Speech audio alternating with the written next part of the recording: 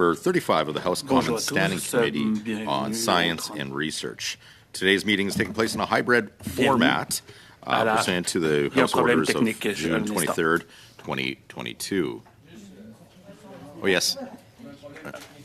Test, test. Je m'entends en retour dans les écouteurs. Il y a un petit problème technique. There seems to be some kind of a technical problem. Minute here, guys. Hold on.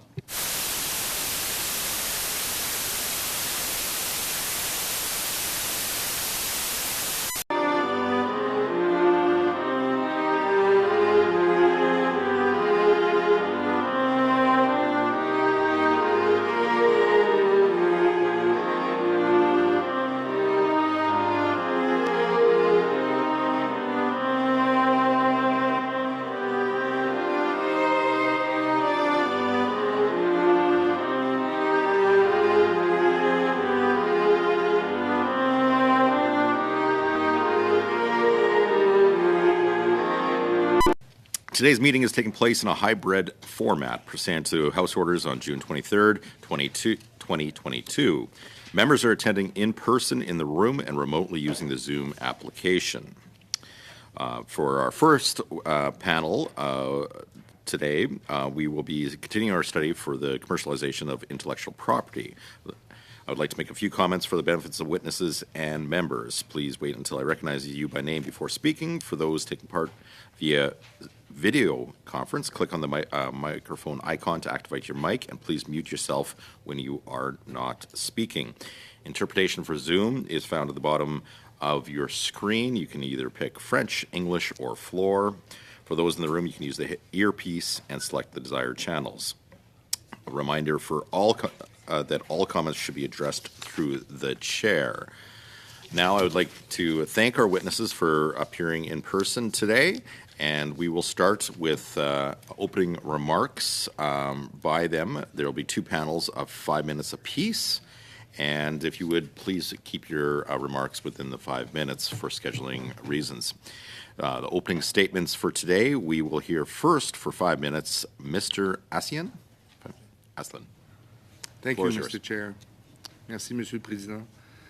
Le progrès. Thank you, Mr. Chair. Scientific progress is one of the key economic determinants of our future. Simply put, the ability of states to transform their intellectual capital into economic growth is now a key determinant of their technological, industrial, and economic success. Policymakers need to acknowledge that scientific knowledge in science-based institutions are more than just public goods. They are essential economic enablers in a world of increased geopolitical competition. Consequently, the ways we do science, how we empower our best scientists and researchers to do frontier work on the most pressing challenges we face, and how we facilitate that knowledge transfer in the real economy must become central to how we conceptualize our growth potential as a country. As a country, Canada has emphasized publicly funded research and development, R&D, as a driver of its innovation policy. As a whole, the economic returns have been insufficient, as Canada's low productivity matrix over the last few decades show. Canada has put too many eggs in that one basket. The goal of innovation economics is to amass innovation assets, IP, data, and the talent that creates it, and then to exploit those assets when the assets are commercialized. Creating innovation assets and then divesting them before commercialization or losing out on the potential to grow companies to global scale is a failure of innovation policy. Canada currently does not have sufficient and adequate mechanism to translate R&Ds and ideas into the real economy. No matter what financial instrument is deployed, public investments won't produce better outcomes if we don't change the way we think, incentivize, and produce innovation. Cette fausse conception que nous avons de voir This misconception that we have that innovation is primarily a process of adopting technology means that Canada is leaving a considerable amount of economic wealth on the table. That's why we need to develop our capacity for large-scale applied and industrial research and technology transfer mechanisms. The scientific model we adopted after World War II is no longer an adequate framework for today's economic paradigm. In adopting this model, it was assumed that the transfer of public research to private companies would be automatic. Today, we know that funding for basic research is not enough to achieve better innovative outcomes. Building the transmission channels to turn scientific knowledge generated in universities into technological, industrial, and economic progress is more difficult to achieve in practice than in theory. The academic imperative to publish in prestigious scientific journals is certainly important and should be encouraged, but so is the creation of intellectual property. We simply do not produce enough patents in Canada. The innovation ecosystem emerging from the last decades has been characterized by a deepening division of innovative labor between universities and private firms. Universities have been essentially tasked with focusing on research, while industry has been left with the application of science and technology. The problem is that using the output of university research still requires significant coordination and integration. In the current configuration, the federal government provides funds for research and assumes this knowledge will naturally make its way to industry. It neglects all the necessary steps to commercialization, which are development, prototyping, testing, demonstration, product implementation, and diffusion that are necessary to complete the innovation process. In the United States, the golden age of large industrial labs, Bell Labs, IBM, GE, DuPont, played a key role in the commercialization of R&D from the 50s to the 80s. But Canada never cultivated that kind of R&D industrial capacity, and where it did, like Bell Norton, it has been lost. And ensuring research is plugged into innovation networks is a critical function of an effective industrial policy. We have long thought R&D was innovation. From R&D to development to production, application, and diffusion, the road to innovation is long and hard.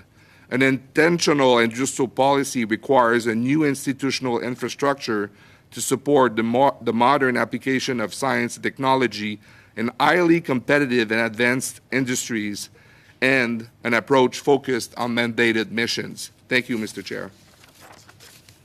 So much for that presentation. Now we move along to Ms. Furlong for 5 minutes. Bonjour, Monsieur le Président. Merci, membres. Good morning, Mr. Chair and committee members. My remarks will be in English, but I would be more than happy to take questions in French following that. Speak to you today about venture capital, commercialization, and intellectual property. It would be strange for me to sit before you today and not address the collapse of Silicon Valley Bank and its impact on Canada's innovation ecosystem. In the span of 72 hours, a financial institution that underpinned the growth of startups around the globe collapsed and disappeared. SVB had the mandate to take risk and provide friendly terms to disruptive industries and companies. While the U.S. decisions to honor all the deposits and the efforts of Canadian banks and smaller lenders to offer venture debt financing to Canadian innovative companies mitigated the short-term risks, the long-term availability of capital in Canada remains uncertain. I would be more than pleased to speak to this during the Q&A session. I'm here today to speak about IP, commercialization, and the importance to the investors that I represent and to Canada's economic future. According to the Canadian Intellectual Property Office, IP-backed companies are 1.6 times more likely to experience high growth, 2 times more likely to innovate, 3 times more likely to expand domestically, and 4.3 times more likely to expand internationally. These companies operate in life sciences, medical devices, clean tech, ag tech, advanced manufacturing, and more. These companies are VC-backed, and they have the potential to transform Canada's economic future. This is crucial for Canada's economic prosperity and creating great jobs for the next generation. If Canada is going to compete and win in a tough global economy, we must be among the most innovative on the planet and the smartest about getting these technologies to market. In 2021, we hit a high watermark, with venture investing reaching $15 billion. In 2022, we did better than expected at $10 billion, invested across 706 deals. It's pretty good, but if you considered that U.S. venture capital in 2022 was $238 billion, invested around into 15,883 deals. Right now, 60% of Canadian venture capital comes from the United States. We want to ensure that these dollars continue to flow to our market, but we also have to be mindful of the positions of Canadian companies on those capitalization table. It's a juggling act, but IP puts us in a stronger position. So there we need to do three things. We need to ensure that while the U.S. dollars ebb and flow into our Canadian startup, that Canadian capital is there to be seized and the opportunities for us to benefit from the upside. We need to understand the value of the companies we are building and protect and leverage those values. And we need to be smart about growing and protecting our assets. Currently, Canada ranks high on innovation, but low on IP creation. We remain a net exporter of IP. The federal government did well in 2018 with its IP strategy. The initiative has been successful in creating awareness and education on the importance of IP. Now, we need to go deeper. We need to understand what the different verticals need and address those needs of those sectors. What excites me the most since 2018 is BDC's IP Investment Fund. It's the first of its kind in Canada, a $160 million fund, sector agnostic, that offered debt, convertible notes, and equity. We need to grow these types of investment funds in Canada. In essence, what the fund does, it values the IP and it lends against it. Then the BDC takes a seat on the board and helps the company merge the IP strategy with the business plan. As I sit before you today, Canada ranks as the second largest tech hub globally after Silicon Valley. This is due to the high availability of capital globally, poor immigration policy from the US, opportunistic immigration policies from Canada. It's also due to a great innovation flowing from our research centers and university and cheaper skilled labor here. While I'm proud that we're leading, I'm not satisfied with where we sit. In 2015, the federal government since 2015, the government has been a co-investor in the innovation ecosystem via the VCAP and VICI programs. These programs return a benefit and a profit to the government of Canada while stimulating VC investment. Let's look at the VCAP performance. The government invested $340 million. The private sector leveraged that $340 million and raised $1.3 billion. VCAP chose 33 VC investors that led to investments in 360 companies. These companies in aggregate raised $2.3 billion, and the program returned every cent to the government and made 44 cents on every dollar of returns. It's a prime example of public and private partnership. I will end there, Mr. Chair, and happy to entertain questions. Thank you. Thank you so much, Ms. Furlong, for that presentation. We now start our 6-minute round of questioning, and to start it off, we have MP Williams for 6 minutes. The floor is yours. Thank you, Mr. Chair, and thank you to our witnesses. This is an incredible study. Nice to have you both here in person today, so thank you for taking your time to attend this committee. Ms. Furlong, I'm going to start with you. I'm going to start with what you ended with. So, venture capital.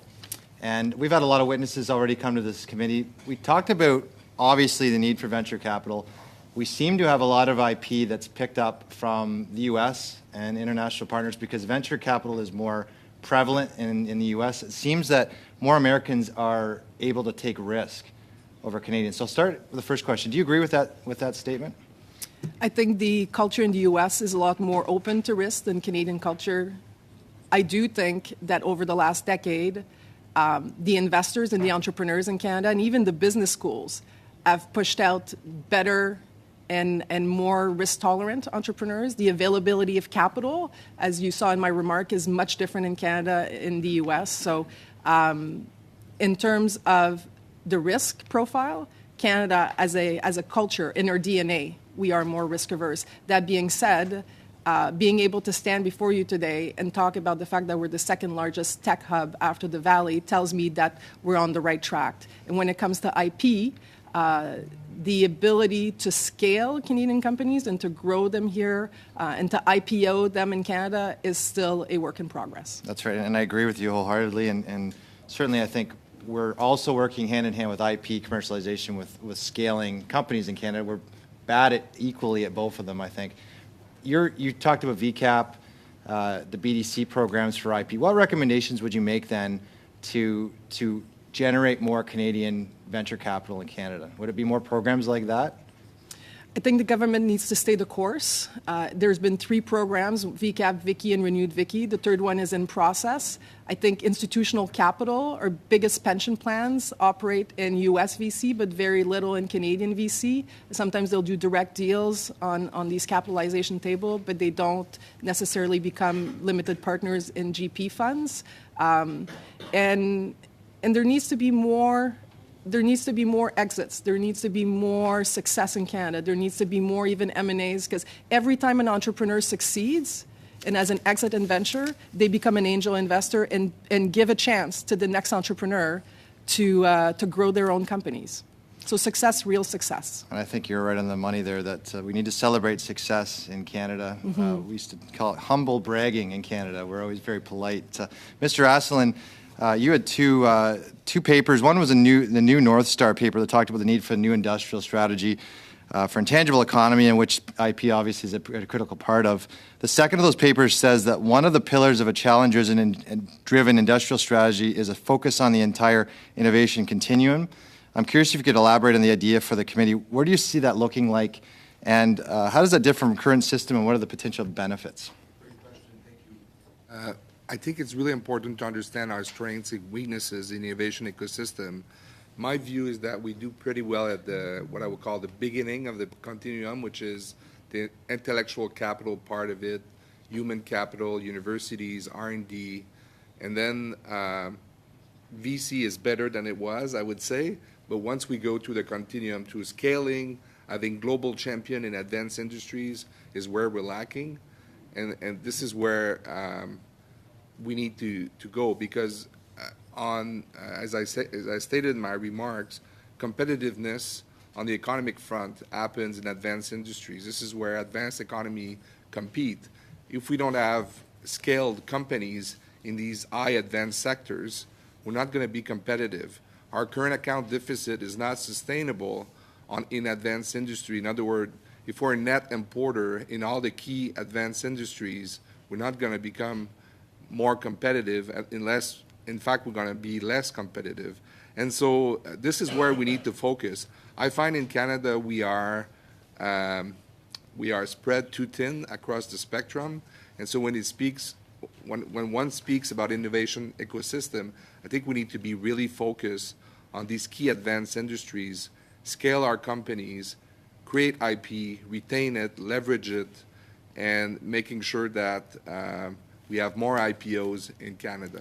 Would you then recommend that, a lot of, we've heard from other witnesses, a lot of the failure of companies to raise capital or and you talked about R&D in your opening statements, is that first stage innovation piece is very important. You talked about R&D earlier, the 1950s strategy, World War II. Yeah. Do you recommend that we should then, perhaps as a government, look at first stage innovation, perhaps on very specialized areas, like you said, on focused on certain industries for Canada? Yes. What we lack is essentially this bridge between research and private firms. And there are various steps that we are lacking in the innovation process. It's one thing to have a lab in university coming out with a good idea, what we can call an invention, but to bring this to a firm and then scale it for that firm to become a global champion takes many more steps in the process. And I think this is where we're failing, is that we think being good in R&D will in itself translate into innovation. But I just want to be specific about this. When you look at the United States, what they've done in defense, in space, it's clear that they have these industrial labs that connects where they are strong on R&D with private industry, and they bring industry in solving these problems. This is how you can scale companies, by having also the public procurement aspect of it. Thank you very much, Mr. Chair. Thank you so much. Now moving on to the next Member of Parliament, Chad Collins online. Yeah, thanks, Mr. Chair, and welcome to the witnesses. I'm going to start with Mr. Asselin, just on that last point, because your comment in your opening as it relates to, we assume here in Canada that I think your words were knowledge finds industry. And to your last answer to Mr. Williams, I just want to pick up on that. And so a previous IP study here in Ottawa highlighted the fact that private firms sometimes don't know what research is occurring or being performed in post-secondary institutions. And the recommendation that came from a previous report, and it was many years old, but I think it's still relevant to our discussion today, was that there be some kind of a matchmaking process. And so I was hoping to get your feedback on that recommendation that was made in a previous report in terms of the federal government playing a role. And I think you just provided an example from the United States, but I was hoping you could elaborate on that. Who's undertaking or facilitating or supporting a mapping exercise between the private sector and post-secondary institutions where the vast majority of research and development is occurring? I think, to give credit to the government, IRAP at NRC does a bit of this, and I think in the new Innovation Corporation, the plan is to scale it. I just don't think we're doing enough on the industrial R&D side of things. If you don't have the application of research into commercial applications, you're still very far away from commercial success. So I think this is where we need to be much better in that. And again, doing industrial research needs to be focused on these advanced industries where you have high level of technology, intensity, R&D, high-skilled workers.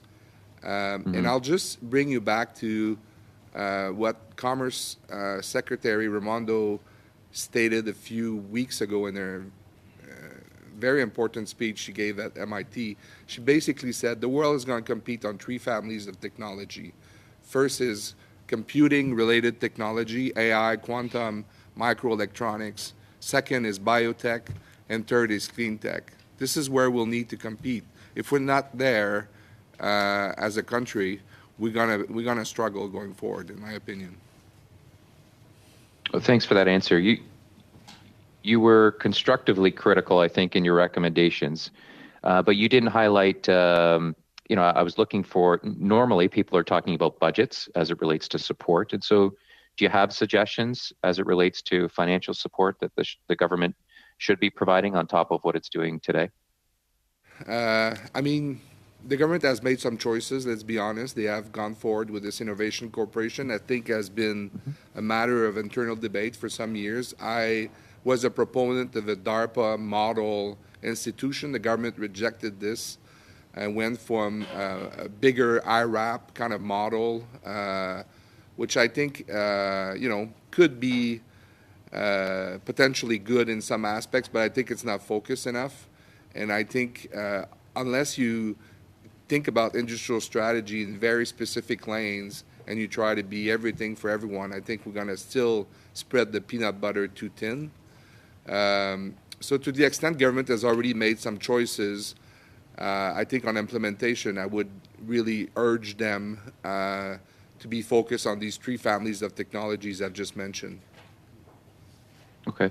Thank you for those answers. I'm going to switch over to Ms. Furlong as it relates to the, you I think highlighted in some of your final comments, the return on investment from the current strategy that we have. How do we take that to the next level? And it's really to your past, I think your last point, sorry, that was related to public-private partnerships and in enhancing those partnerships and maybe squeezing a little bit more out of the sponge with the current strategy that we have, or tweaking the strategy and building upon what we've already put forward. So the stats that I gave you are actually for the program that was created by the Conservative government under the Harper government, and those stats are available because the dollars have been returned. The other two under the Trudeau government are still in market. One is fully allocated and one is currently being fundraised. what surprises me the most is how little people know about these programs, how people think that the government is supporting venture capital when really it's investing alongside. In the two Vicky programs, the government is entering these waterfalls and agreements pari passu, which means that the government is an equal investor to all the other limited partners in the fund. And it generates all the money back. Think about all the government programs where the government just gives money and never sees it again. And it's hard to tangibly identify the results. These ones, the government, the Treasury gets all the dollars back.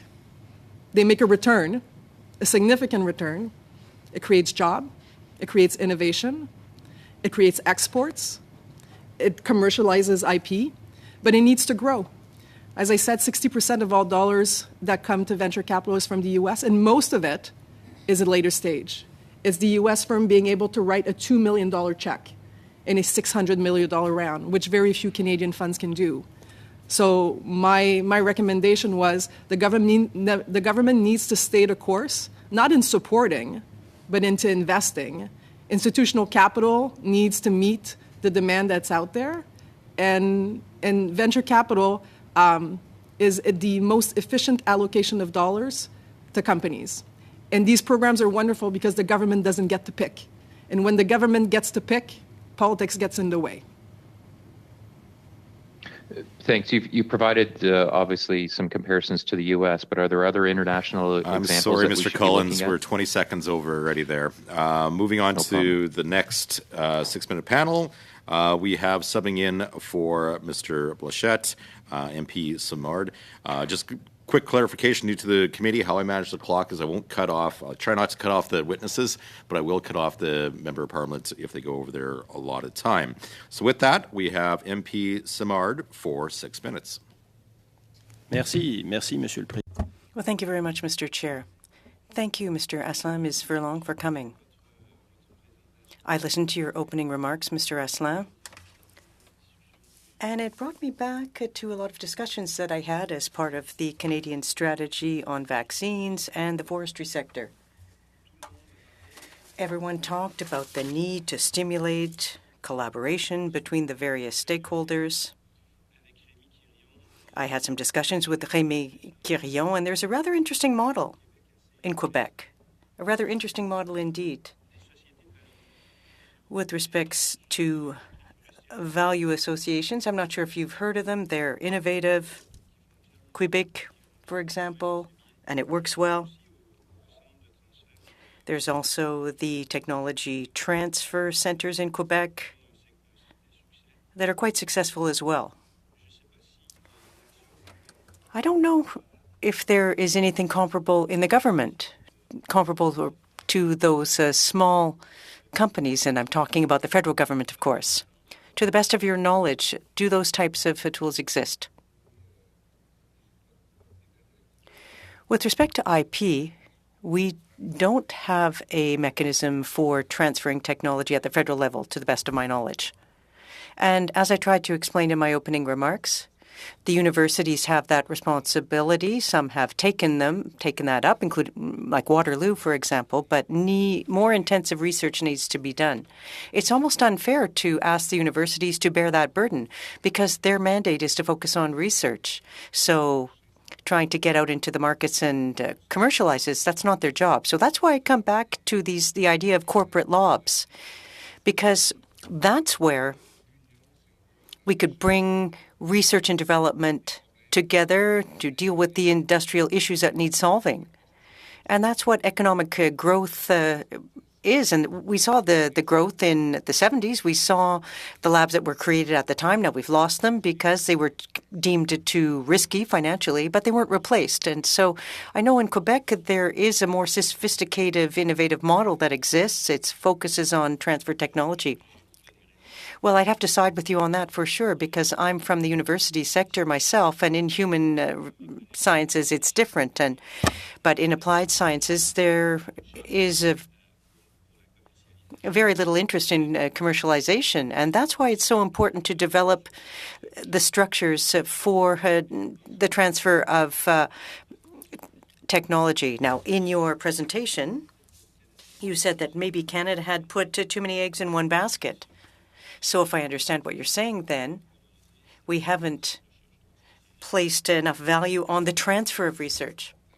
Answer. Well, applied research that we can bring into the real economy is important. Research and development is important in and of itself, but from a scientific perspective and from at a university level, that's not the objective, but we need to take it farther.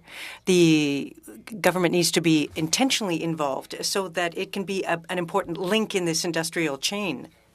It's what the Germans are doing with Max Planck's, among others. It's what the Netherlands are doing in agriculture. They're the second largest exporter. And it's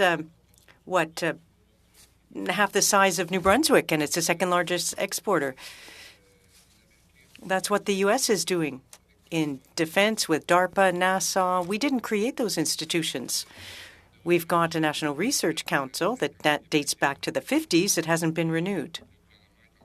And the government is looking at some options, I think, but we need to move forward with this new geopolitical situation. That's where we're going to generate economic growth in science and technology and how we take it to the economy. If we don't focus on that, then I think we won't make progress. And the role of your committee in this regard is very important.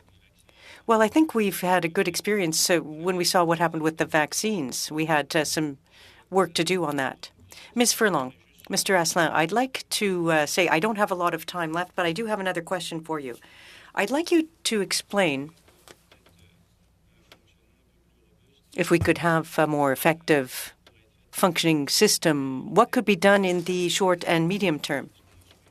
Now, there's often a lot of talk that's been focused on the networks of excellence, and that was quite successful in the transfer of technology. If you're not familiar with those programs, that's all right. I'd like you to know what we can do in the mid and long term at the government level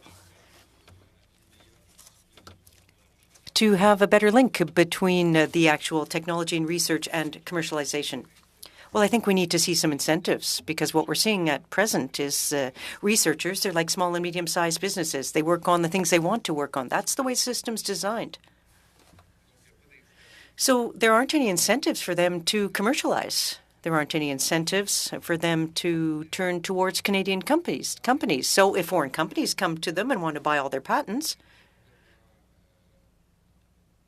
well, we look by passively.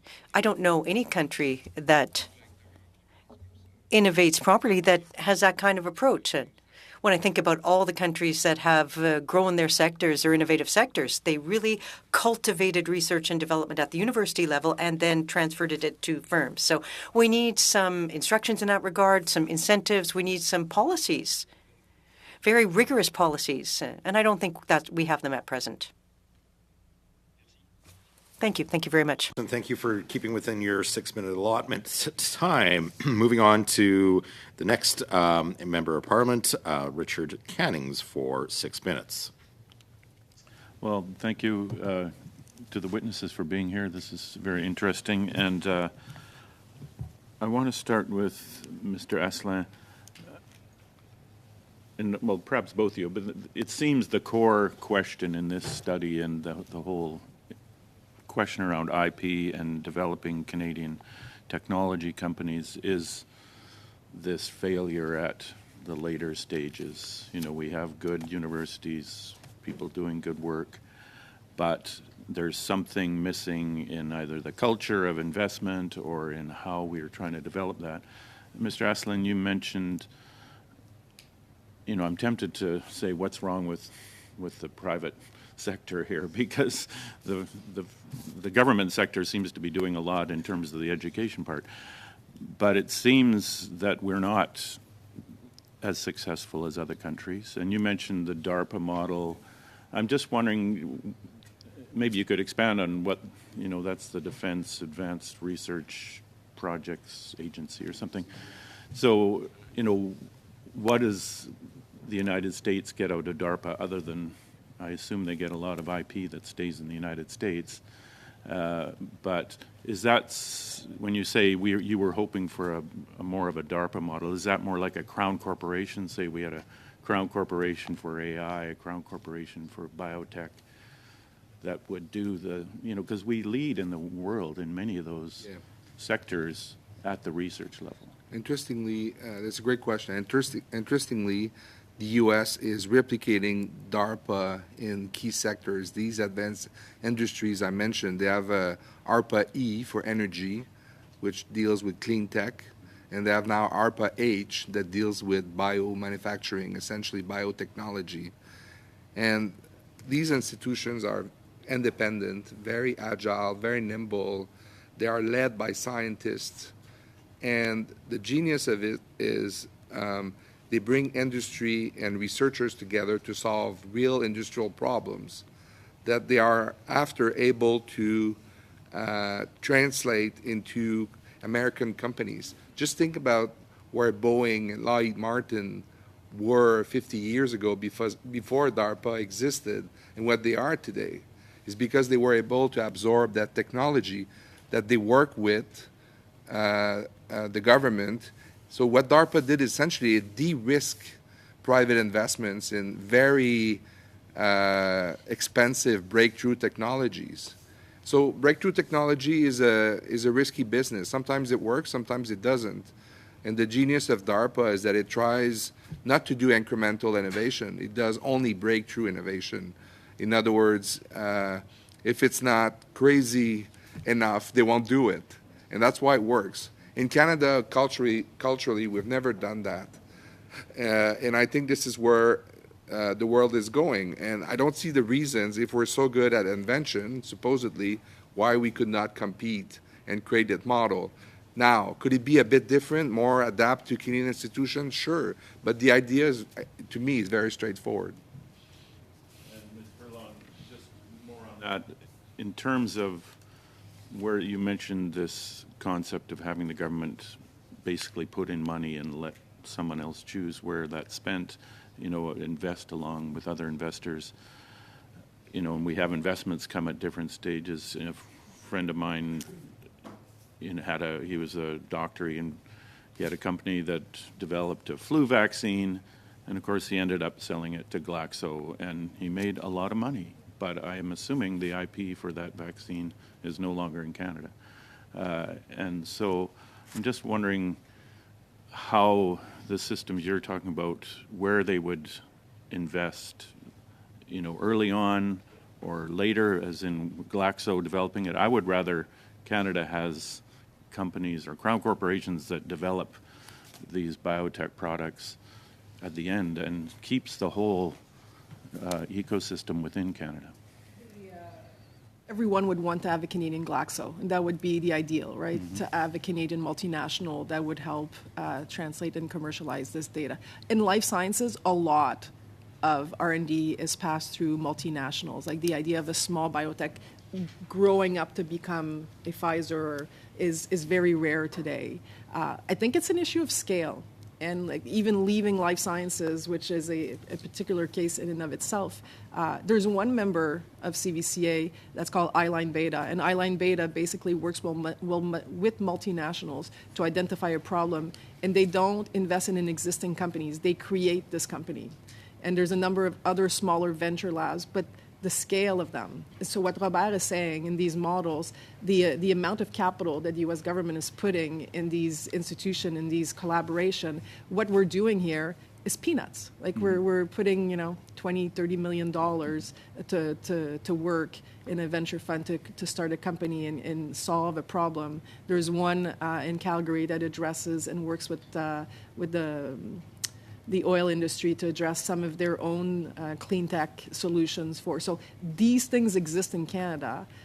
They're just not fueled the same way. I also think like Singapore is a good example on IP. Like there's a collaboration directly between the private sector, a private entity, and the government of Singapore in increasing the amount and quality of IP filings. And the Canadian government, I think, oftentimes stops short. They start, like with IRAP, like they've got this IP strategy, they're doing the education, and it's working, but it's not deep enough. Like they need to, now we need to drill down. Now we need to have, actually, IP lawyers. You could hire people from Norton Rose and Gowlings and put them at ISED and have these actual lawyers work with companies and meet the companies where the company is. Because not every company is at the same understanding. The example that I gave of the IP fund within BDC, when the board of a company and its management leverage the IP to get funding, they understand what they're holding in their hands. And having that understanding of that value and using that value to get the dollars to grow your company makes you more mindful. So it's just, to me, it's a question of scale. To Robert's point, it's a question of picking sectors. And the ones that the U.S. have identified are the same where we're having success. We're a world producer of food. We have amazing clean technologies coming. And on AI, we've been recognized as having done the research that is fueling it. Thank you so much. Now, moving on to our 5-minute round. To kick that off, we have from the Conservatives, MP Lobb. For 5 minutes, the floor is yours. Thanks very much. One question I wanted to ask, let's just say Ms. Furlong to start out with, is the accredited investor rules with your basic income and your basic amount of personal wealth. Is it time to revisit that? Is it time to say, okay, maybe you don't have to meet those targets, but if you're really interested and you want to take 2 or 3% of what you have and invest $5,000 or $10,000, yeah, we'd love you to participate in Canadian technology. Is it time to revisit that?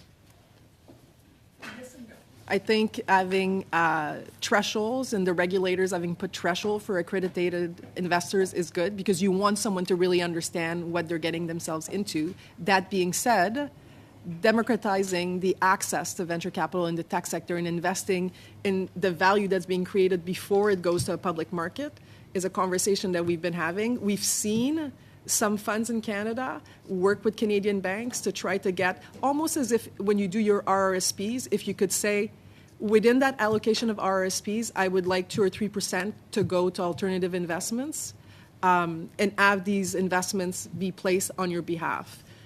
The issue with there is the liquidity. You cannot pull your investment if you need it 2 months from now, 3 months from now. So there's mechanisms to be. They could read that in the disclosure that you have to sign and fill out. Like they could understand. Yeah. They would understand it could be 3 years, 4 years, 5 years, or never. That's why you'd only put 2 or 3% of your investment in there. The mechanisms exist right now. There's a few platforms in Canada where you could, as just a retail investor, access these. They're limited. That was my next question for you. Is just, for example, what Wealthsimple is doing right now with Sagard. And just, do you have any thoughts on what they're doing? It looks like it's a pretty good idea. From the moment they announced that they were doing this fund, within 24 hours they were fully subscribed, which tells you that there's a realization that that's where wealth is being created, and that it's being that the retail investor is not does not have access to it. But then I would take Le Fonds FTQ in Quebec, which basically does that. A big portion of what they invest is workers' dollars, and they invest in alternative investments. So to your question, yes, there's a need to democratize it, and it would be great to have RRSPs qualify for alternative investments under certain rules. Okay, one other question I want to ask you is, it's on the capital gains inclusion rate. Currently it's at 50%. You always hear these trial balloons that get floated that it might go to 75%. It would seem to me that that might put a chill on investment from individuals wanting to invest when, if that inclusion rate goes to 75%, it's all. Any thoughts on that? If that happened, yeah, the capital would move. It would go. It's not like you're moving a factory. The investors in the capital would set up these funds in other countries, and we would see a large decrease because you're taking a risk. And unlike a salaried employee, you don't get paid until 10 years after you've made your investment. So for someone to say, we are going to reduce the benefit that you have of like rolling the dice, we would just go roll the dice somewhere else. One last question I want to ask you before my time's up is, I think the investment community has looked basically at software as a service as a place they want to invest because it's easy. There's not a lot of costs of capital. There's not barriers. You put your money in, bing, bang, boom, you get your subscriptions, and away you go. But maybe in areas where there's been lacking investment is in the more capital-intensive businesses.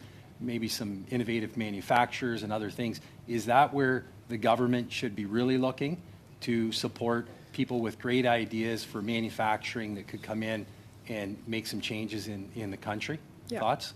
70% of all VC dollars go to information technology software, so the SaaS and the B2B companies, which are easily scaled globally. It's the signal that the government understands that they need to play in niche areas where it's more capital intensive. BDC last year initiated a new deep tech fund, which was much needed because the private sector was not, and the VC dollars were not going there. It was too risky. The other place where it used to be risky, and we've seen a change, is clean tech. If I'd sat in front of you 5 years ago, clean tech was having difficulty attracting dollars, and today that's no longer the case. And the Inflation Reduction Act in the U.S. and the amount of capital that will flow to that space will ignite also capital in Canada going towards those opportunities. Thank you so much. Moving on to the next member of Parliament, we have MP Salsa for 5 minutes. Well, thank you, Chair, and thank you both for attending. I'd like to clarify a few things in terms of the stages, right? So, you know, the research and the new venture, and then we got the scaling, the commercialization, monetization for IP, and so forth for public ownership. And in that scaling, and this is where we're talking about the first two stages, do I understand it correctly from both of you, Mr. Asselin, are you encouraging greater government investment into these new ventures and adjudication? For me, the issue is not with VC and the availability of capital at that early stage. I think we've made great strides. It's the stage after. It's these exits, the lack of IPOs in Canada. Yeah. This is where I'm concerned with. And so, and I am concerned about it too. I think we all share this. And then we have this whole notion of the global trade initiatives and how we're good stewards and how Canada participates properly out in the stage of the world. And all these other jurisdictions are being very domestic. They're being very sensitive about the infrastructure in their own jurisdictions and protecting their IP, protecting their monetization, making certain that they have those companies in play. We want to do the same. But there seems to be a lack. And so is it government's role then at that point to also be a partner? I hear that coming from you, Ms. Furlong, that you're really encouraging Canada to step up a bit in this next stage, to be participate with the pensions companies and others to facilitate greater investment and being an investor too. Now, with that comes consultants and lawyers and expenses, and we recognize some of the concerns that people at the other side may have with regards to that. With that also comes failures in some of the deals. But the net result is positive if we were to be the players and taking that risk. Should the government be the risk taker? Yeah. Absolutely. What we need to be as a nation is more ambitious. And the government, in taking risk and accepting failures, needs to be more agile in talking publicly about failures, acknowledging them before, saying we're going to do this. I remember speaking to the Premier of Alberta and saying, you need to bet on your people. In Alberta, people go through booms and busts. And as industry was going down and he was thinking about diversifying, I was like, why wouldn't you bet on the people that tolerate the risk the highest in Canada? And right now, if you look at Alberta's economy, they were the one with the highest growth in venture in the last quarter and in the last year. So yes, governments, and I'm not saying that governments need to make uninformed decisions about the allocation of taxpayers' dollars. I can point to examples where the dollars are returned, a profit is made, and the policy imperatives that we're talking about today, growing our economy and being more solidly positioned for the future, are the benefits that are, just accrued by being involved. But we need to be focused. Robert, what's the barrier to doing that? May I add two dimensions to this that I think are really important? The first is public procurement. We have amazing global champions in advanced industries. I'm thinking about CAE, Bombardier, I'm thinking about MDA in space. They get money from NASA, from the Pentagon, but they don't get anything from D&D. They don't get anything from our space agency, or very little if they get any. Why are we thinking like this? No other country does this. We have to change the way we encourage our own global champions. I mean, Éric Martel, the CEO of Bombardier, was telling me he's selling. The Pentagon is in love with their planes because they are small, very technologically advanced, and here we are in Canada, not buying any of them, including for our own Prime Minister who travels a lot. So I think that's an aspect. The other aspect I want to raise, and you'll be, I hope, sympathetic with this, is pension funds. Our pension funds, and this less than, Kim raised this, in Canadian private equity, they have had less than 3% of their portfolio. How crazy is this? How can we don't change the incentives for this to change? This is Canadian capital by Canadian taxpayers wanting a return on their pensions. We're sending this money all away. I think this is an easy fix on both fronts, but we're not doing them. Sure.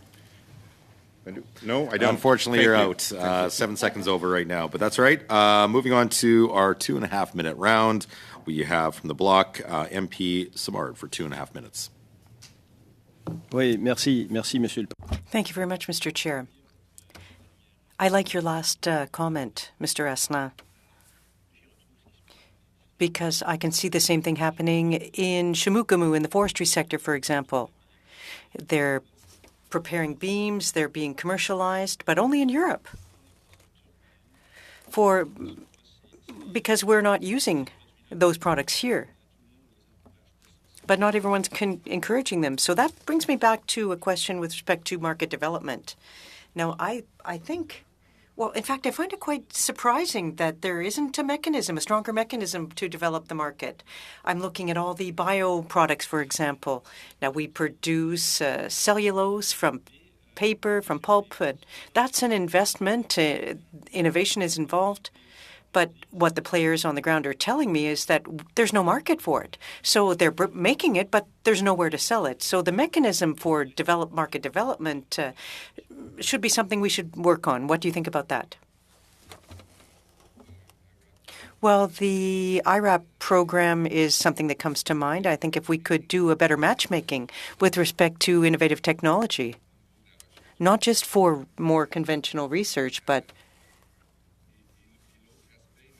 And the other thing is that there's a program that was developed. It's called Innovative Solutions. I think it was at the department. It's for small and medium-sized businesses for the type of niche that you're talking about. But it seems to me that for a larger scale, there would be room for some expansion of that program.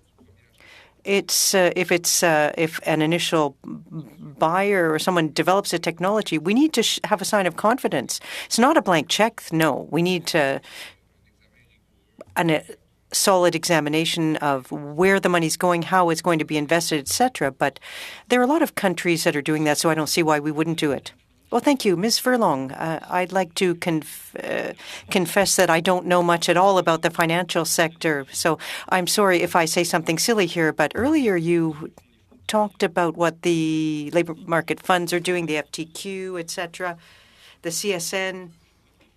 Now, I see some regional development funds. Is that a tax haven then? That's how I see it, but that's what we're seeing in the Saguenay. I'm sure that exists somewhere else as well, but when it comes to venture capital, shouldn't the government encourage those types of initiatives, or is it the scale too small for it to be a trampoline to other things? Mr. Simard, we are out of time. That was 13 seconds over, but if you would, could you provide a written response to his question, if that's suitable? At a regional level, à un niveau régional, les sous. At a regional level, the funding that is going in, there is too little money for it to have a big impact. We're going to now move on to the second 2.5 panel from MP Cannings. Well, thank you. And I'll just, perhaps, Ms. Furlong, I'm just still thinking of the end game here with, we had big multinational companies like Nortel, BlackBerry, Someone mentioned Bombardier, which is always seeming to have its own struggles. Is this just a problem of the size of Canada? When I talk to people in the hydrogen sector, they're doing world-leading research and development of products, but they say we need the government to step up and provide the hydrogen infrastructure in Canada to make people buy into their things and keep their IP here in Canada. I mean, is that, and perhaps either of you could answer that, because it strikes me as this talks to the government procurement role here. The Canadian market is small. We won't lie. It has the potential to grow more anchors and bigger companies. We always seem as Canadian to put our eggs in the basket of the shiny objects. Shopify was the last one. We just need more of them. The potential is there. The number of companies that have become what we call unicorns over the last 2 years, which is $1 billion more in valuation, has increased tremendously in Canada. The procurement aspect of it, you spoke about life sciences and your friend selling his company. The number of time that a Canadian government, a province will say, like, no, we won't buy this product. And when a Canadian company goes abroad and tries to sell their therapeutic product to someone else, they'll say, like, who in Canada is buying it? And the company has to say no one. Mm-hmm. And that test of saying no one at home has taken a chance on us. The fact that Canadian companies still manage to sell their products outside of our border before the Canadian market has adopted them still amazes me. And that's something that we need to change. Yeah, it just strikes me as the measure of success in Canada seems to come when you sell to Google or, Microsoft, and that's the Canadian success is you make a lot of money. And my favorite example is a company called Carbon Capture that was started out of Halifax that now operates out of Vancouver. They do, the name of the company tells you what they do. They capture the carbon footprint, the carbon emission into carbon. They sell to Amazon, they sell to Google, they sell to Microsoft. They have managed to position themselves as a partner to all of these multinational. It's a VC-backed company. Mm-hmm. It was seeded first by BDC. Mm-hmm. Right. Thank you. Thank you so much to both of our witnesses for your testimony here today and for the questions from our members. We now will be suspended until briefly before moving on to our next panel.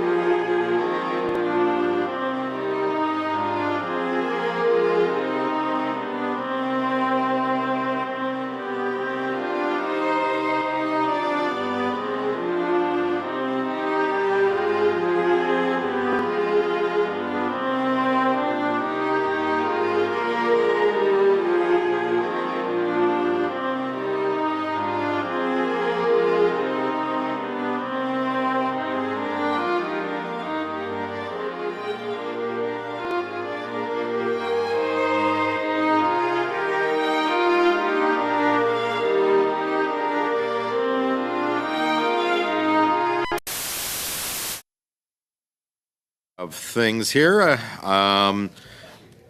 For our second panel, we have two witnesses. If I can get the committee's attention, we're going to get back at it here. For interpretation, for those on Zoom, you have the choice at the bottom of your screen. It's either floor, English, or French. For those in the room, you can use the earpiece and select the desired channel. Reminder for all that comments should be addressed through the chair. We have two witnesses that will start with each with a 5-minute round of opening remarks, and then we'll get into rounds of questioning. I understand we've changed the orders around a little bit, and Mr. Gerardis will have the floor for 5 minutes, and I apologize for slaughtering your name. Thank you, Mr. Chair, for the introduction. My name is Konstantinos Gigeris. I'm the CEO of the Canadian Intellectual Property Office. Before I start, I would like to note that I am honored to be speaking from the unceded territory of the Algonquin Anishinaabe people. I'm pleased to discuss how the Canadian Intellectual Property Office, or CIPO, supports innovation and IP commercialization. CIPO is a special operating agency of Innovation, Science and Economic Development Canada. We hold a vital position in the innovation ecosystem between creativity, inspiration, science, and technology on the one hand, and the marketplace on the other. We provide IP rights in the form of patents, trademarks, and industrial designs, and these rights both incentivize creativity and help innovators get to market to use, license, trade, and protect their IP. Our core mandate is threefold. First, the timely delivery of quality IP rights so that innovators can enter the market with confidence. Second, to raise awareness throughout the IP ecosystem to help innovators make informed decisions. And third, to help businesses compete globally through international cooperation. Regarding our client base, CIPO's reach is extensive. In 2021, we received almost 129,000 applications for IP rights. Because IP rights can last for several years, including up to 20 years for patents, there are over 875,000 IP rights in force in Canada today. Combined, CIPO has over 1 million interactions per year with clients and potential clients. It is important to note that companies operate on a global scale.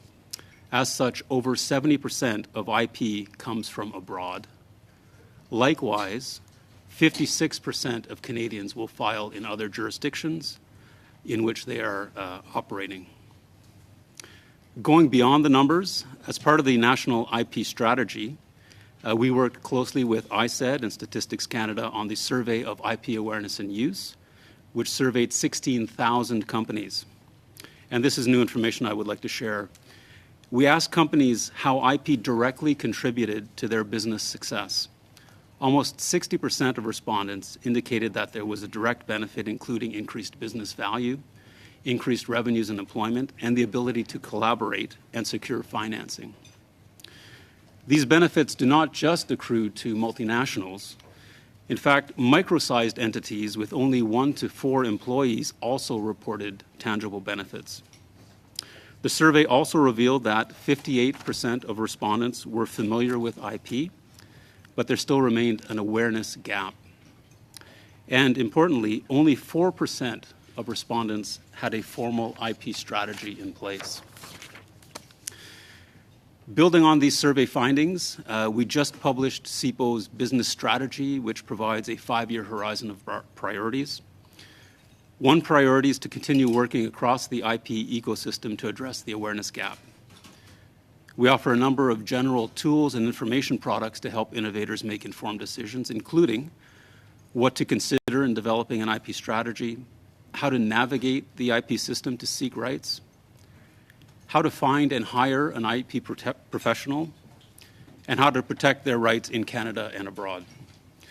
In total, our information products have been accessed over 200,000 times. CIPO is just one piece of the IP ecosystem puzzle. We have an extensive network with key partners, federally, provincially, with business associations, academia, and IP professionals to help reach potential clients. Last year, along with key partners such as the Business Development Bank of Canada, NRC IRAP, Trade Commissioner Service, and the Intellectual Property Institute of Canada, We collectively formed the IP Village, which is a partnership to help Canadian SMEs better understand how to use IP more effectively. In closing, there are multiple dimensions to understanding IP commercialization and how it is positioned in the broader innovation ecosystem. For CIPO, we are honored to serve the most creative people in the country with over 1 million interactions annually, to help them get to market with confidence, to help them make informed decisions along the way, and to compete globally. Again, thank you for the opportunity to be here today, and I'm happy to answer any questions. Thank you so much for that. Now moving on to our second witness of the day, Mr. Sean, for 5 minutes. Thank you, Mr. Chair, and I'm pleased to join you today as well from the Algonquin Anishinaabe Peoples Unceded and Unsurrendered Territory. My name is Mark Sean, and I'm the Senior Assistant Deputy Minister of Strategy and Innovation Policy at Innovation, Science and Economic Development Canada. And from the department, I'm joined by my colleague, Nipin Vats, the Assistant Deputy Minister of the Science and Research Sector. My responsibilities include initiatives to encourage innovation, promote economic growth, and strengthen Canada's business competitiveness in the global marketplace, including through IP policy. Le gouvernement reconnaît que la propriété intellectuelle est une... The government recognizes that IP is a key asset for businesses, and having a sound IP strategy in place can be crucial to business success and growth in today's economy. IP-intensive firms are more innovative, export more, enjoy higher growth, and create better jobs. Recognizing this, the government has made a number of investments to build an IP-savvy innovation ecosystem, starting with an initial investment of $85.3 million through the National IP Strategy launched in 2018. This strategy is designed to help Canadian businesses, creators, entrepreneurs, and innovators understand, protect, and access their IP. The strategy is founded on 3 main pillars: IP legislation, IP awareness, education and advice, and strategic IP tools for growth. The strategy comprises a number of discrete initiatives, including amendments that were to key IP laws to reduce barriers to innovation, including to the Patent, Copyright, and Trademarks Acts to clarify acceptable practice and to prevent misuses of IP rights. The creation of the College of Patent and Trademark Agents to provide independent regulation of this profession and to support the provision of quality advice. Soutien aux cliniques de propriété intellectuelle dans les facultés. Support for IP clinics at law schools, $1 million over 5 years, and $0.2 million ongoing, which provide basic IP advice and help to train IP experts of the future. The Indigenous Intellectual Property Program, $1 million over 5 years, or $0.2 million ongoing, which funds eligible Indigenous organizations to support participation in the World Intellectual Property Organization sessions, small-scale initiatives, and projects related to IP, Indigenous knowledge, and Indigenous cultural expressions. $4.5 million over 5 years and $0.4 million ongoing, which provides one-stop web-based access to IP owned by Canadian governments and universities that can be bought or licensed, and support for the inclusion of Canadian IP in international standards, and a pilot patent collective at $30 million to support firms in the data-driven clean tech sector to access a range of services, including educational opportunities, patent intelligence, advisory support, and a patent pool. Plus récemment, en 2021, more recently, in 2021, the government launched additional initiatives to further support Canadian researchers, startups, and technology-invested businesses.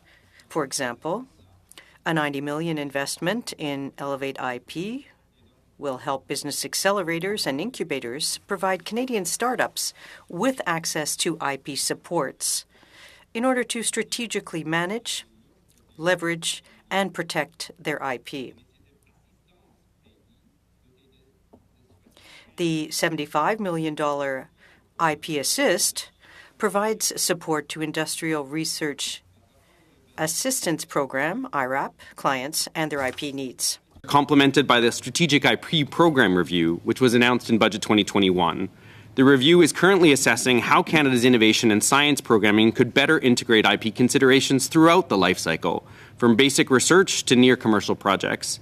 To inform the review, the government wants to hear from the public on this crucial issue and will be launching a webpage and a questionnaire on the National IP Strategy webpage. Enfin, le plan directeur de la nouvelle société canadienne. Finally, the blueprint for the new Canada Innovation Corporation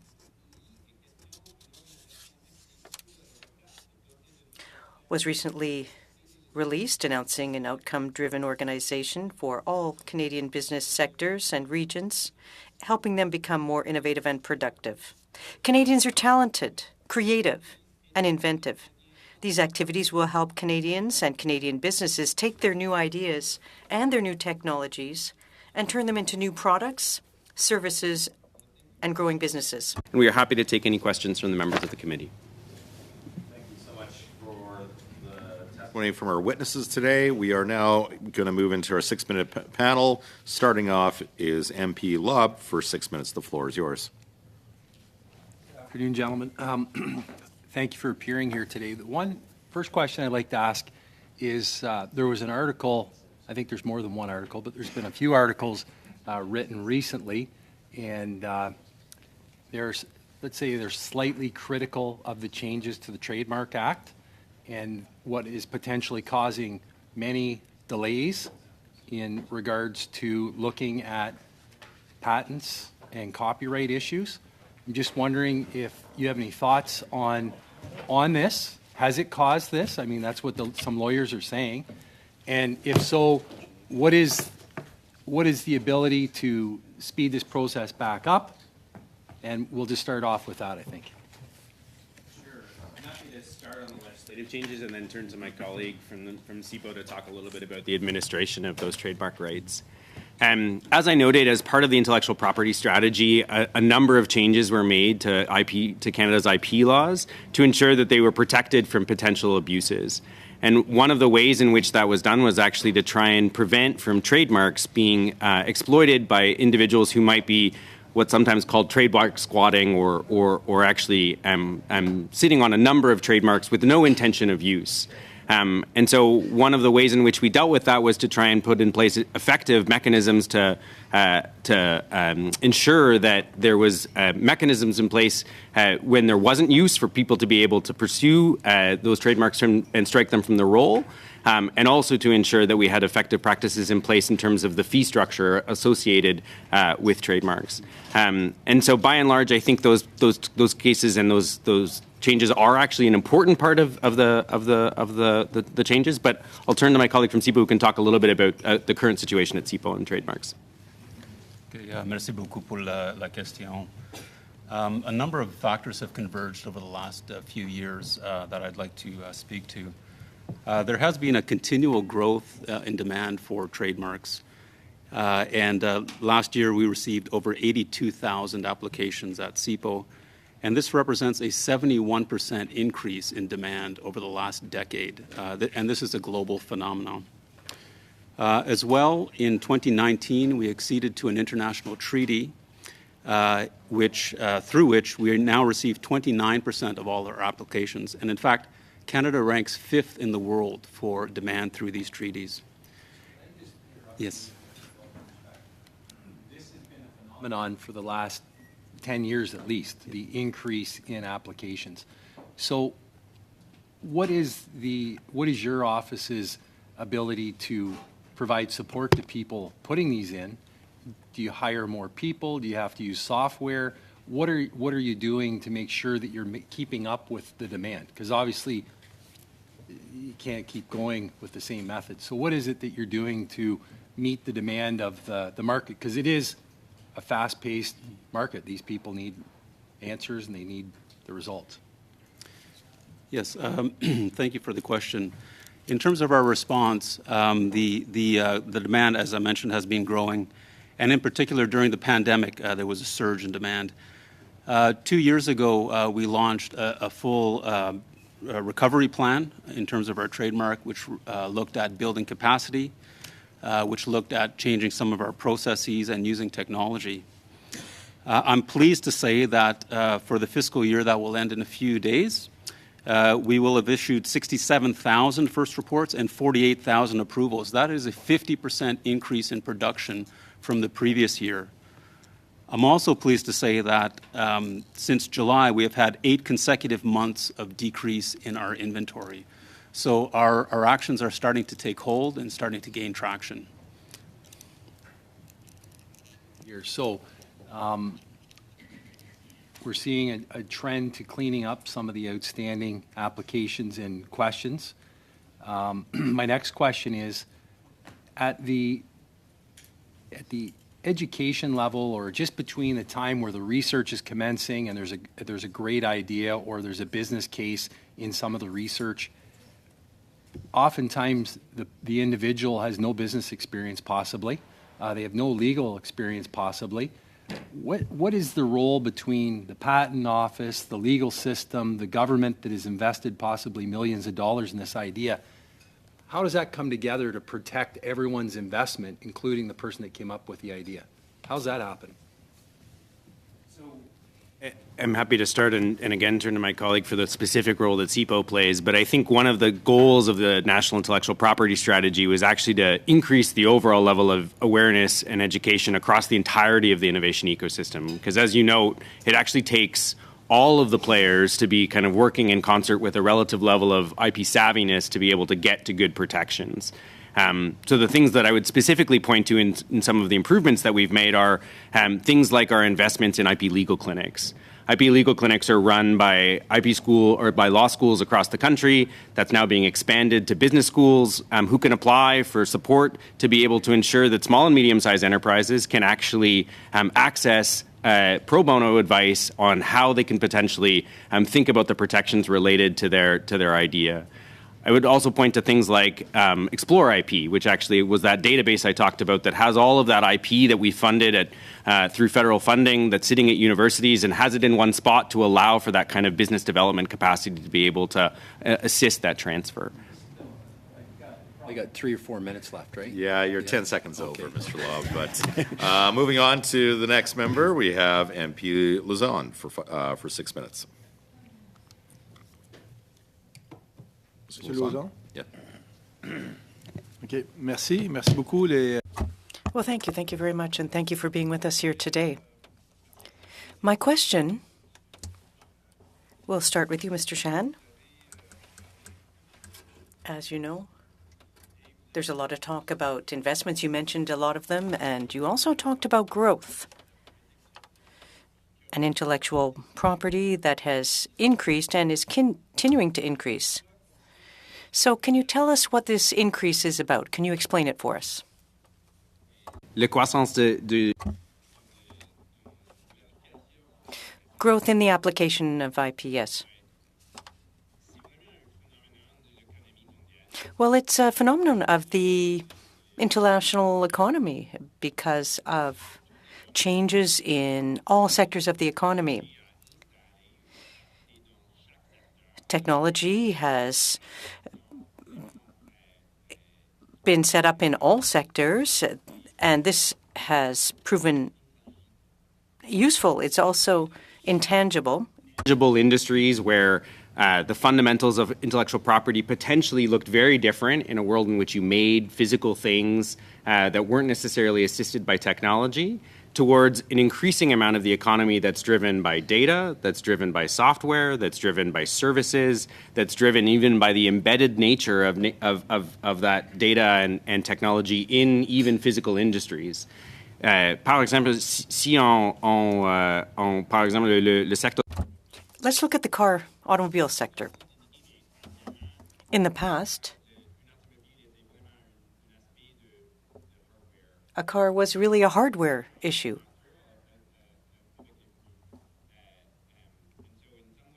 think when we think about that fundamental incorporation of technology into all products, it's not surprising that we've seen this rapid growth in the desire to protect that and to rest that in both industrial designs, in patents, in even trademarks and in copyright in some ways, because actually brands and reputation actually also now are a huge part of that intangible value in the economy.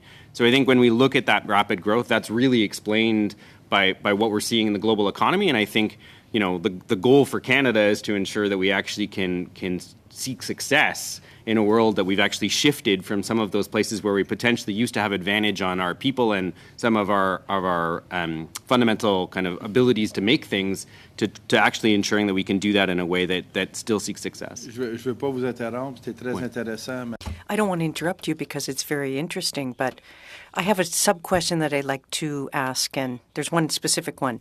Now, you know the government committed in 2015 to massively invest in the Internet and communications network. We've done a great deal of work in that area. I represent a rural riding, and I can tell you that for small and medium-sized businesses that are located in rural communities, this is really important. So is this idea of supporting small businesses, giving them access to Internet, something that has also led to an increase or the possibility of being in a better position to participate in the phenomenon that you're describing to us? For small and medium-sized businesses, yes, but there are some other aspects that are important to point out. During the pandemic, for example, we saw the growth of online businesses, especially for small and opportunities, especially for small and medium-sized businesses. Digital channel to access their customers at the beginning of the pandemic and the rapid growth that we saw of that capacity. We now also see that many of those same organizations are butting up against the world of intellectual property, not just because they're on the internet and they're dealing with those digital zones, but now suddenly their brand, their copyright, their trademark is actually something that potentially is now known to a much greater community than just the potential local community in which they're dealing with.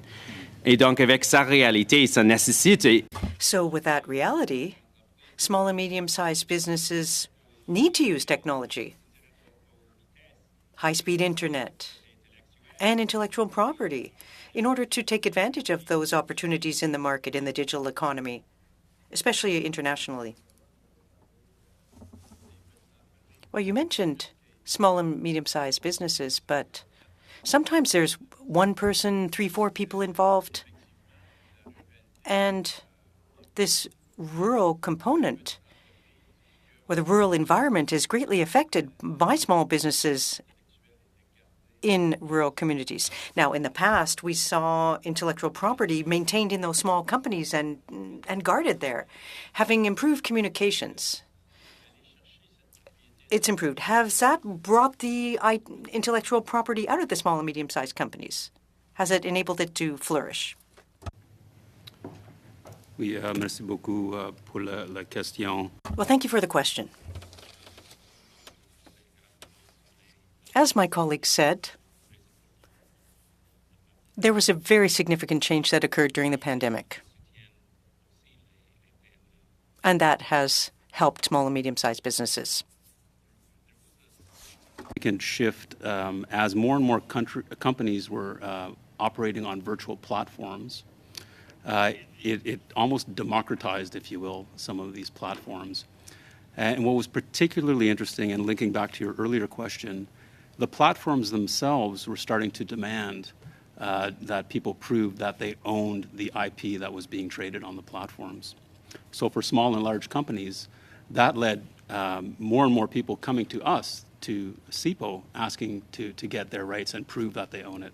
So it was a very interesting move to the virtual economy. Yes, merci. Yes, you are. Thank you very much for that round of questioning. Now moving on to MP Simard for 6 minutes. Merci, Monsieur le Président. Thank you very much, Mr. Chairman. I'm happy that you're here before the committee today, Mr. Gentleman. Perhaps you'll be able to answer a question that I have. The previous witnesses talked about the importance of transferring knowledge into the economy. And there's a rather interesting model that exists in Quebec, the technology transfer centers.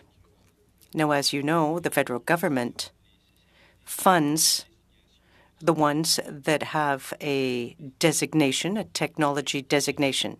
But I know that there are some concerns as well because with respect to funding. Now, I'll give you an example. There are a number of centers that receive federal funding in my area. I think it's $100 million, and what we're seeing is this idea of moving towards funding fewer with larger amounts. Now, I don't know if you have any updates that you could give us on that, what's happening, how this financial support will continue, and what will happen with these technological transfer centers in Quebec. Well, I can answer that question. What I would say is that when we try to increase funds for the centers in Quebec, well, it goes back to when we started funding these organizations. There were more funds provided by the Quebec government. Now what we're trying to do is ensure that all centers receive the same level of funding across the country for these types of centers. And so that explains the change in funding for the ones in Quebec. I know that there are concerns because there is a set amount for all of these centers. And there's a desire to see more funding for the ones in the province. Well, I don't want to interrupt you, but you know that the way these centers operate in Quebec is such that there are a great deal of expenses that aren't absorbed. And so now when I look at the rest of Canada, we've got buildings, for example, that's taken over by the school institutions. So that specific aspect of the program in Quebec needs to be taken into account. If you try to equalize the funding, well, I think they would come out ahead. I hope you're aware of that fact.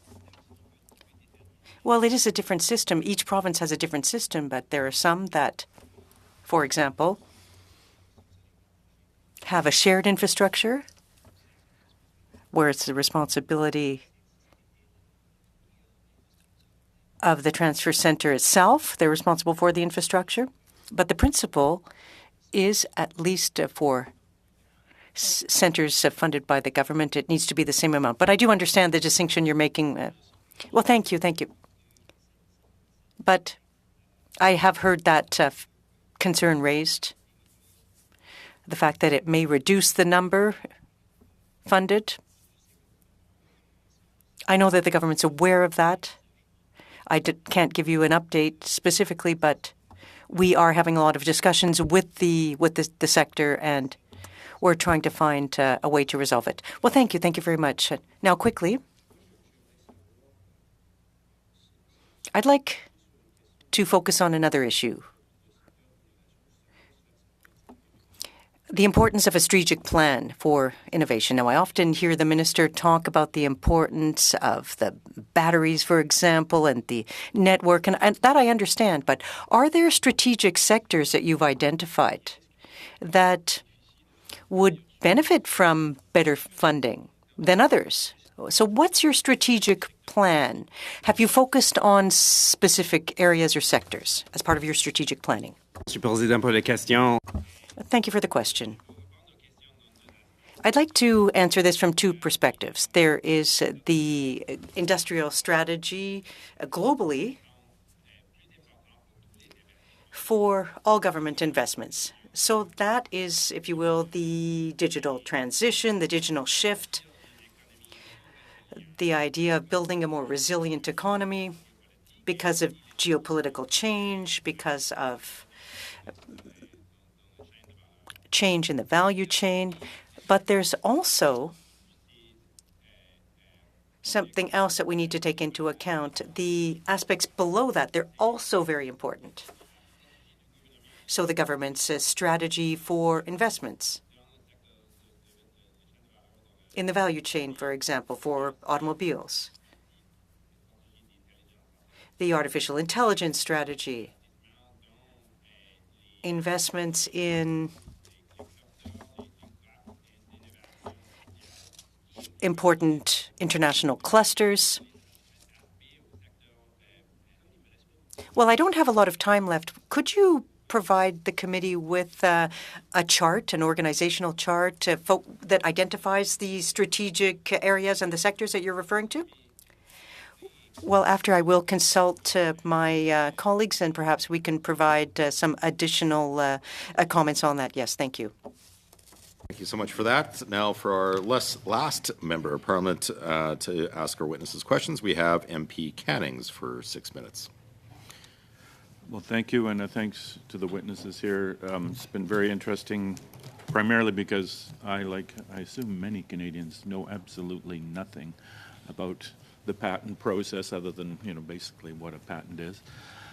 So, Mr. Jogaris, in your remarks at the start, you talked about foreign companies registering patents here and Canadian companies registering patents elsewhere.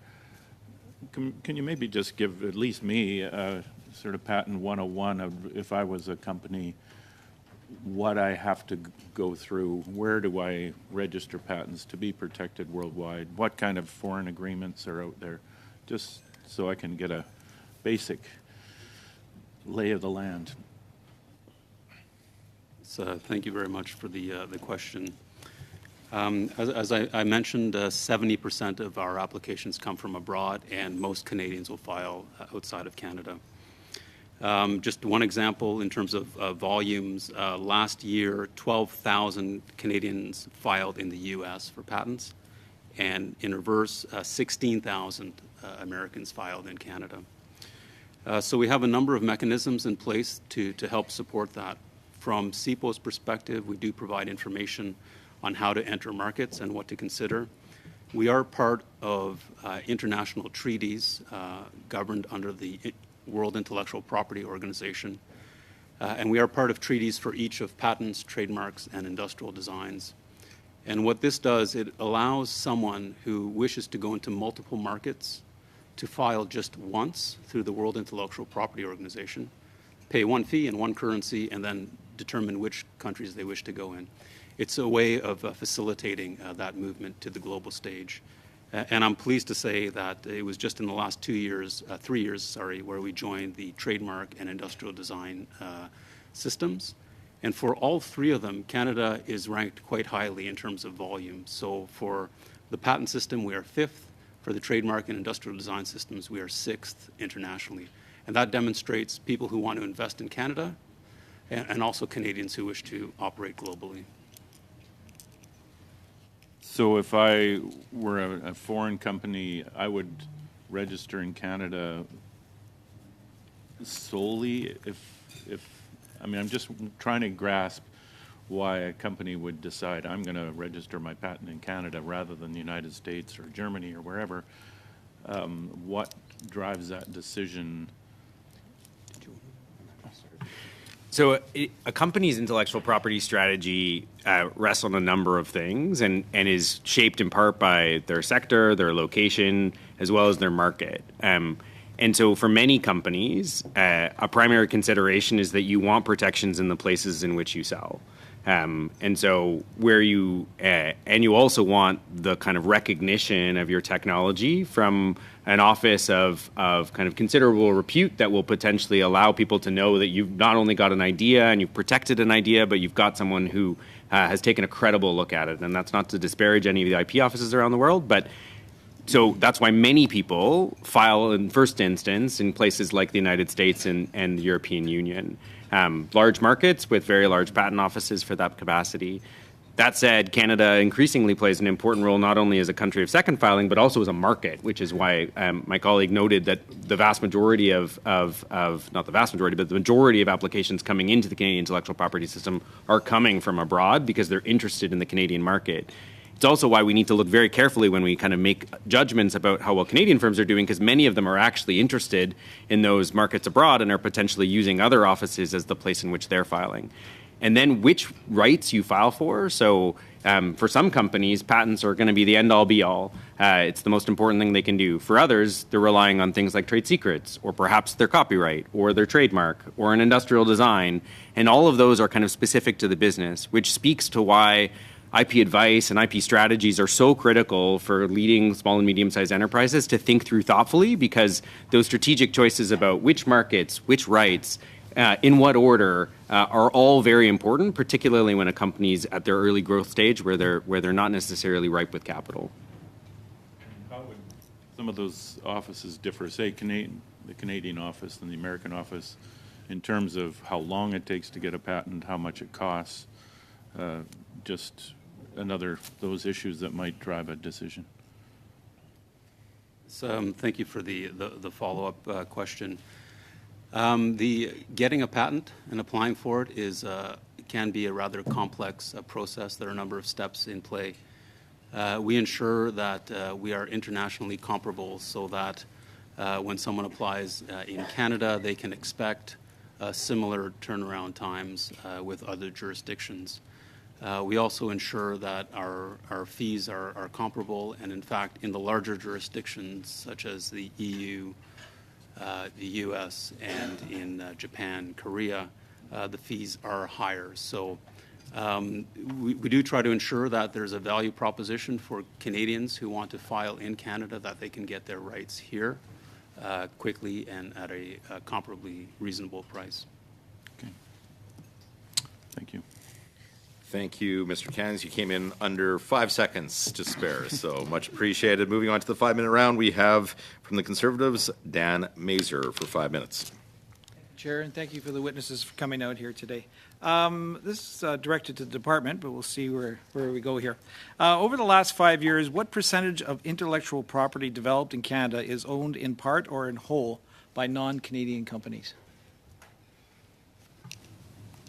I don't think I could furnish a specific number, given the sheer volume of intellectual property that's generated and the variety of rights associated with intellectual property. Do you track it?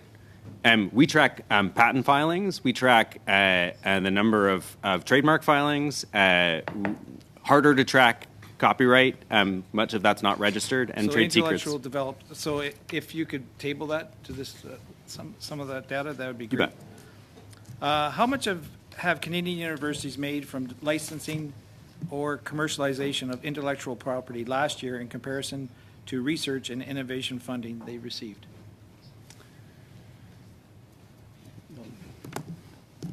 So I don't have those numbers on hand. You do track it, though? There is an organization of university technology transfer offices that captures those numbers. So we could certainly. The department doesn't track the amount of commercialization they get value for money. They don't track that? It's another organization? Well, I guess what I would say is that when we fund research, there are a number of different channels for actually kind of assessing the value of that investment. So one is commercial kind of opportunities which are actually managed at the institutional level. There's the training, which is a huge part of it. It's the know-how of how you do a lot of these things, which is which kind of plays out in terms of the employability of those who are trained doing research.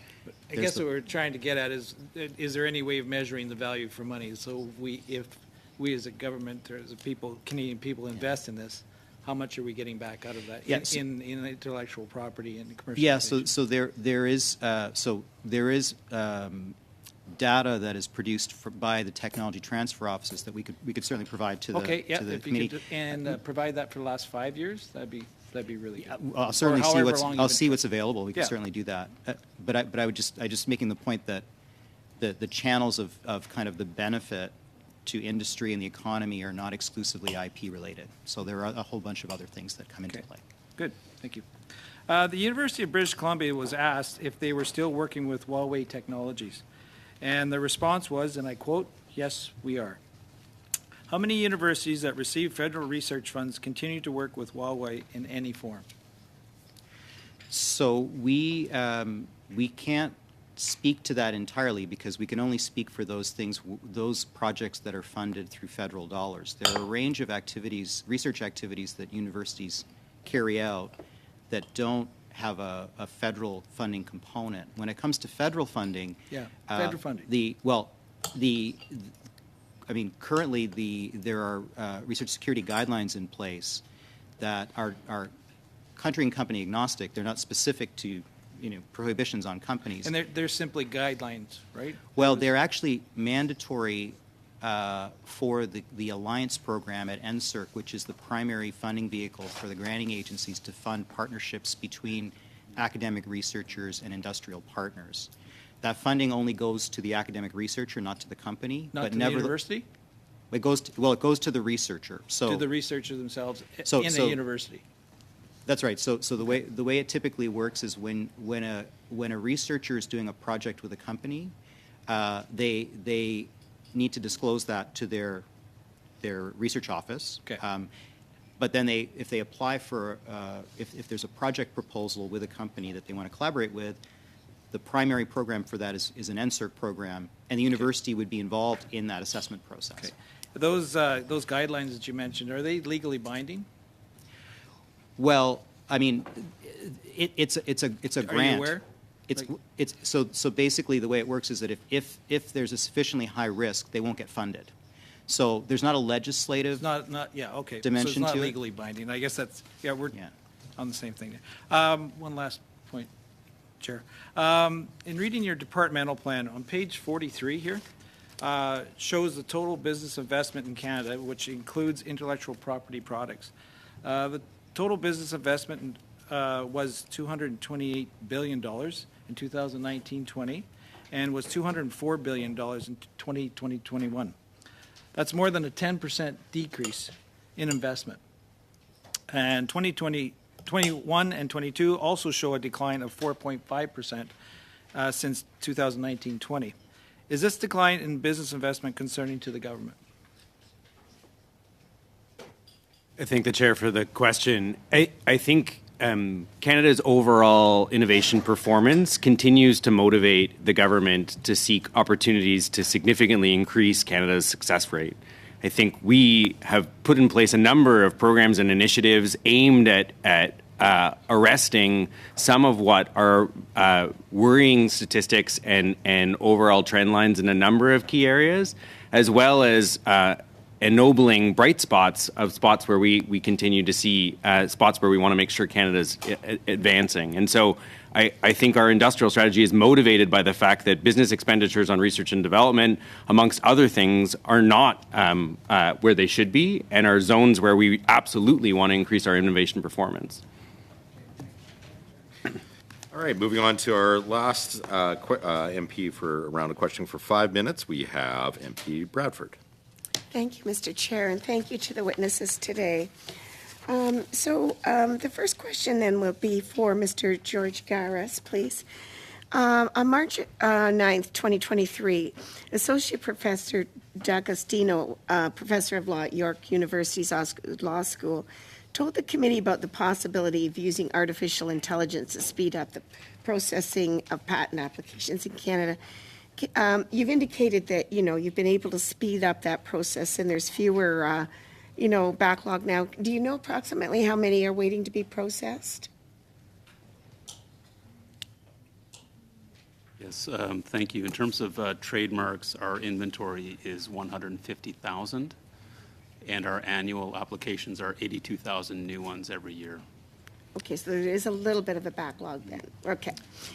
And what are the current processing times for patent filings in Canada? The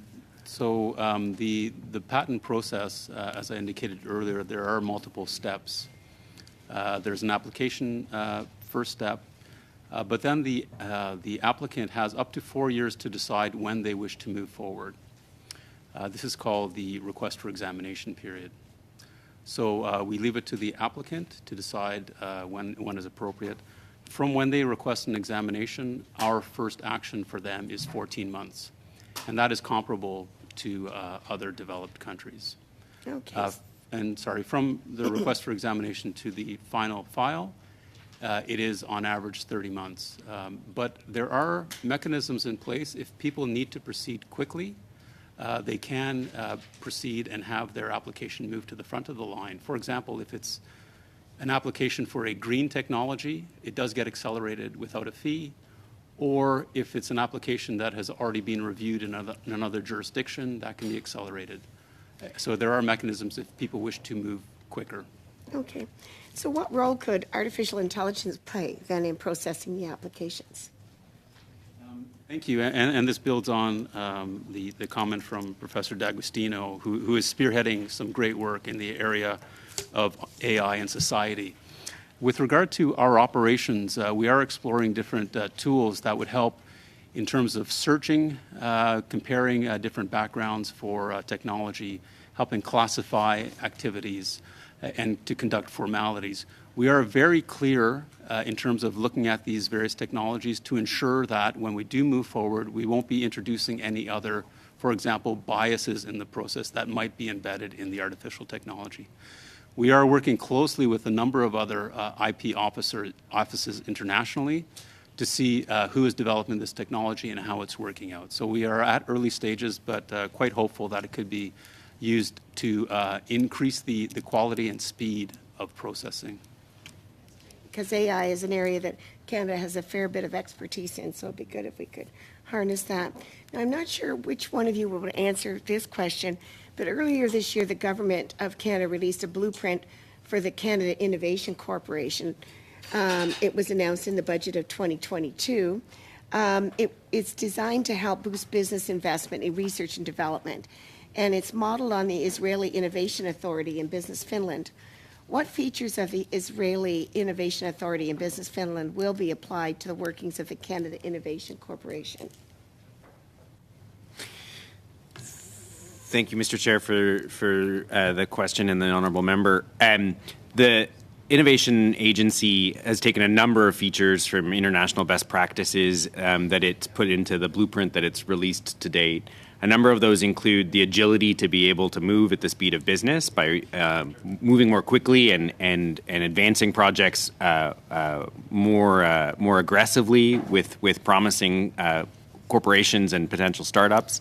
The other is private sector expertise by ensuring that it's actually got savvy and capacities that are steeped in the world of business. And also that it's complementary to the other existing processes and programs that are in place. A number of these were features in both Business Finland and in the Israeli Innovation Agency's kind of elements, and I think we've incorporated those into the blueprint that we've indicated to date. And what will the new role of the National Research Council and its Industrial Research Assistance Program be in this? So NRC IRAP remains a fundamental jewel in the overall innovation ecosystem. It's at the heart of so many of our scaling companies. It's been at the heart of so many business successes, and I think part of the rationale for why leveraging it within the construct of the agency is that it's the front-leaning mechanism to get at lots of those innovative startups. And so its role will remain the same, except to be embedded in a broader process that can hopefully harness a lot of that kind of activity throughout the overall life cycle of scaling businesses. I think that's pretty much my time. Right, thanks. So I would like to take this opportunity to thank our witnesses for being here today, for the great questions that were asked by the members of Parliament as well. To the witnesses, you're welcome to leave the meeting. For the members, we have just a little bit of business to handle at the tail end. There was questions about the budget from MP Cannings for the travel, and I believe our clerk Buck has an update on that. And also we need to discuss our next Thursday meeting.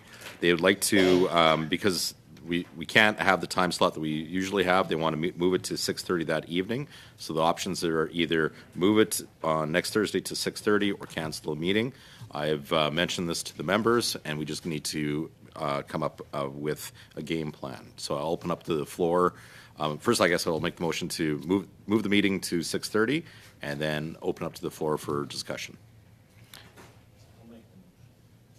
Gerald's make the motion, or I can't make the motion as chair, but Gerald's going to make the motion. All right, and opening up to the floor for discussion.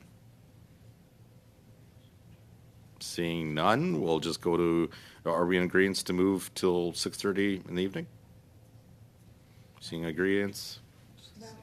Well, I guess once again, I'll be changing my travel plans. I've been trying to get to BWXT on a Friday morning for many weeks now, but it doesn't seem to happen.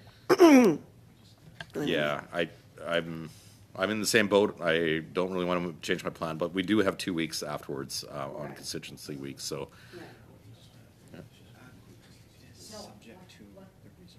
Yeah. Can you say that for the benefit of those that have no idea? Yes. So, We've been told we can't have the meeting on, go ahead. Yes, so what was informed to me is that we can't have the meeting at the regular scheduled time. They're proposing it, moving it to 6:30. The whips offices have agreed, the committee, to be moved if we agree to that as well. But it's still, the clerk has mentioned that it's still subject to resources, so it could still ultimately get canceled as well. But All meetings or one meeting? just this meeting coming up on Thursday. And at 6:30 on what night?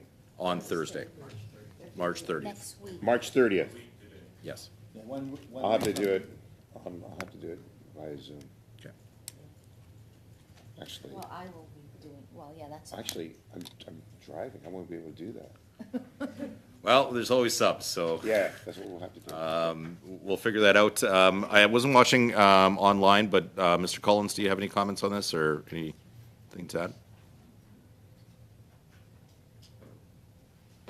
You're on mute when you answer, Jack. Okay, I think there's, the majority is wanting this to be seemingly moved to 6:30, so. Anyone's crazy about it, but No. let's live with it. Yeah. All right, we'll adopt that motion as accepted, and we'll move the meeting till 6:30 if there's resources. Now I'll turn it over to Buck for an update on the travel.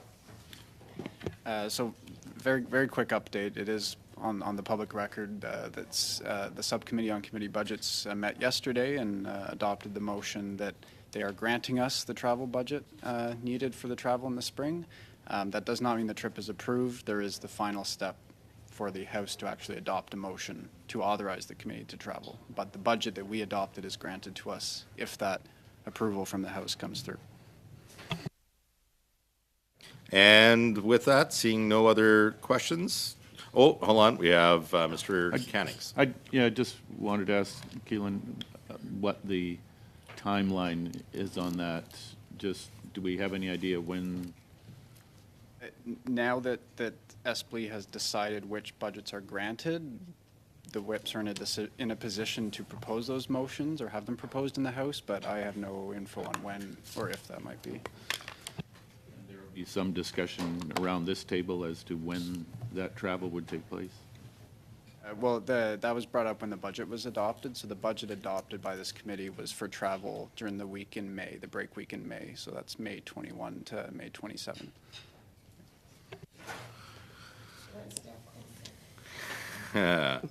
Fabulous. Well, our next meeting is scheduled for Tuesday at the regular time period on March 28th, and the notice will be published here shortly. Is there agreement to adjourn the meeting? Yes. Seeing agreement, we stand adjourned till Tuesday, March 28th.